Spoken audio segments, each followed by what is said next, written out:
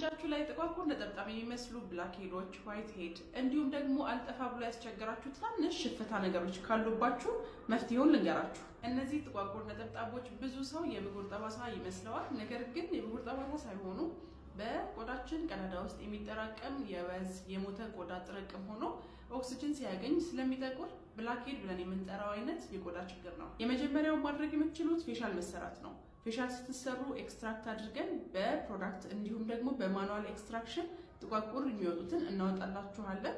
ሌላኛው ደግሞ ፕሮዳክት መጀመር ያለባችሁ ፕሮዳክት ይኖራል። በተለይ ደግሞ በውስጡ ሳሊሲሊክ አሲድ፣ ግላይኮሊክ አሲድ የያዙ ፕሮዳክቶችን መጀመር ይኖርባችኋል። እነዚህም ስራቸው ምንድነው? ከላይ ያለውን የሞተ ቆዳ ማንሳት፣ በተጨማሪም ደግሞ ሳሊሲሊክ አሲድ ወደ ፖሮቹ ውስጥ ገብቶ ውስጥ ላይ ያለውን ቆሻሻ ዲዞልቭ አድርጎና አሟምቶ ቀስ በቀስ ያንን ጥቁረት ያጠፋልናል ማለት ነው። አሁን የነገርኳችሁን ግብአቶች ያካተተ አንድ ፕሮዳክት አግኝቼ